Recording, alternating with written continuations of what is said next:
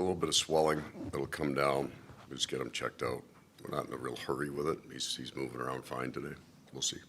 Going back to round one, Carter scores the winner, just dead silence. Round two, Cuzzy scores the winner, dead silence. What did it mean to not just have 30 guys celebrating last night, but 20+ thousand? And not have it be an overtime where they go racing off the ice, right?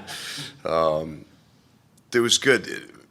That connection between the players and the fans, so important. And for them to be able to participate in it and then have the anticipation what it's going to look at. It was a fun environment. It's nice. I mean, a lot of times, especially when you're an underdog seed, you end up playing more road games. Chances are if you win a series, it's on the road.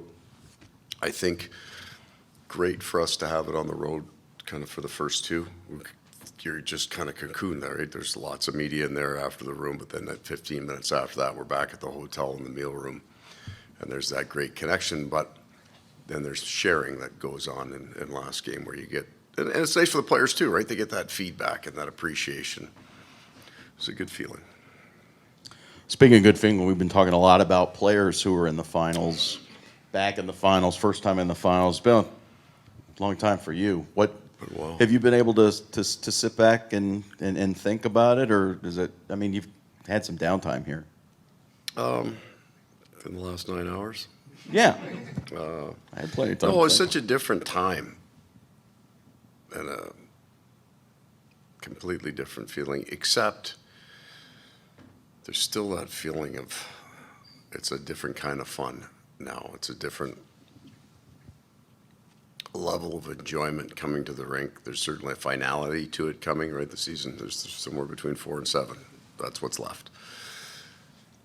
Every kind of bit of success you have as a team kind of builds the joy in the room, but it's been good all year to come into the rink. It's just a little bit more fun right now. I haven't, you know what, George, I haven't thought about it much. It is a while ago. The league was completely different. The 2002 Red Wing team, I think, had 10 Hall of Famers on it. They were pretty good. It's just, though, you don't get these opportunities very often. I'm talking to Eric Stahlby. He's been there a couple times. You don't get them. You got to. That's a different way of looking at it. So I'm very mindful of that and can appreciate that. Even you know, to get to a conference final. You know, you look at like the Final Four in basketball, college basketball, what an enormous deal that is. There you go, right? I think it's less played in hockey. That idea of it feels different. I am aware of that. Just maybe the big difference is the perspective of it is it just truly does allow you to enjoy it more, that it's okay on your off days. Even on, you know, game days is a different kind of enjoyment. It's wired. It's a different, but just to be happy about your day-to-day. We got a recovery day, gonna feed them. Everybody's doing their thing. It's nice to be moving around the room. Everybody's relaxed and worry about tomorrow and be completely present today. Maybe it's just I'm older, a lot older, but I enjoy it completely differently this time. Hi, Paul. Quick two-part question, if I may. Number one, bringing the players in today, was that an issue of maintaining the routine? And also, did you notice any kind of difference in the mood of your players now that they're Eastern Conference champions? No, we brought them in today. The other reason is I won't bring them in tomorrow. If I'd done it a different way, they would have only gotten 36 hours. Now they'll get 48. So I mean, you're wired when you go to sleep last night. You don't sleep great anyway. We also need to make sure we are where we think we are from a health point of view, and also it really helps to start the recovery then. We don't leave it to the players and the facilities those players may have at home. We've got the facilities here, so we'll bring them in, get them right, give them some options for tomorrow, and then they get mentally up here, which is exactly what we did after the last series, and then we'll skate the next day, and then we'll start our routine from that going forward, regardless of how long that gap is. We've talked about their connection kind of all year long, but Sasha and Matthew, like them sitting up here cracking jokes with each other. It was kind of a cool, like, Barkov's the captain. Matthew comes in. He's such a big personality. Kind of go out together to get the trophy after the game. Like, the way that Sasha, I guess, is kind of could be hard, right, for a captain, a big personality to come in. Just how impressed have you been with the way that he is kind of like welcomed? We've talked so much about the way Matthew has come in and ingrained himself with the team, but the way that Sasha, as the captain, has kind of welcomed him to be a huge leader for this team. Yeah. I wonder sometimes when you're a captain, and there have always been captains who are almost completely different players than everybody else. They're just at a different level. That could be lonely at times, almost isolating. When your talent level is there's a gap between you and everybody else. Who do you talk to when your game's not going right? So Matthew comes in and they're a completely different game, but their talent level in a lot of ways would be equal, right? They both do some incredible things that not a lot of other players. So he has now somebody he can relate to. And you would think from the outside that their personalities are completely different. And I get why you would say that one's quiet, one's a talker. One runs around the ice in terms of, he's involved in every collision, and the other guy plays a very cerebral game. But at the core, they're actually the same people, both incredibly humble, right? They treat their teammates. There's no separation in the value of men in our room between, two very elite, talented men and the rest of the players. So now he has somebody to do this with, right? And Aaron the same way, it's high pick, high skilled. He just plays on the defense. It's the same. Who do those guys get to relate to? Having another one in the room.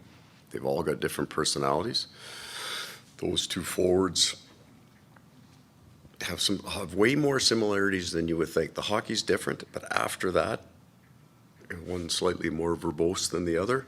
But in terms of humility, I would say they're brothers, more closely related in that than anything else.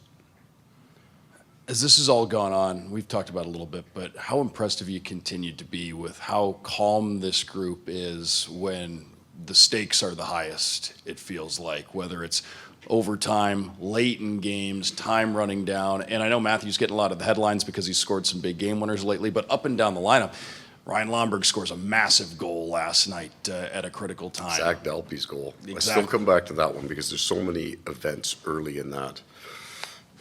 Every one of Bob's saves, but there's so many little events where a guy will have a major, major impact on a series, but not necessarily be viewed as the driving force, right? But if he doesn't do it, it's over. I think it strings together.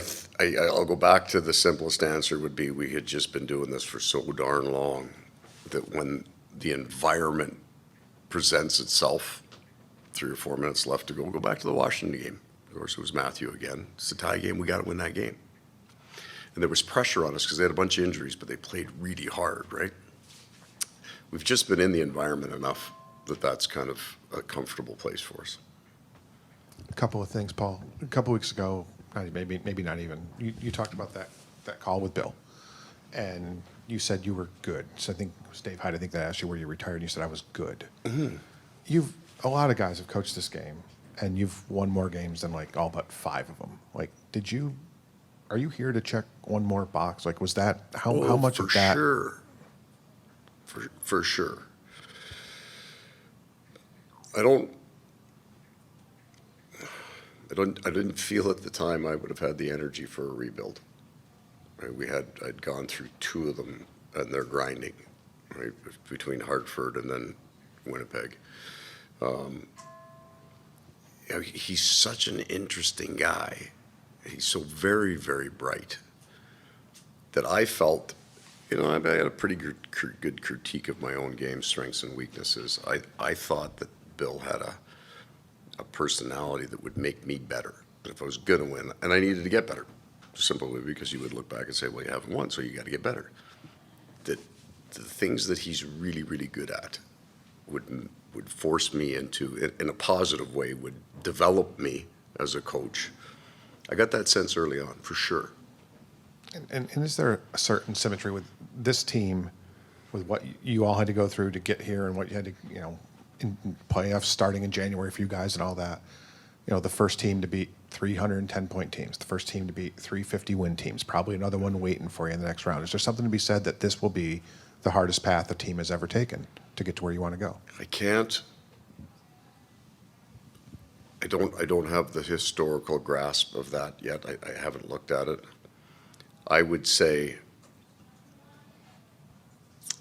the interesting thing is if you lined up your perfect season, we would do it the exact opposite.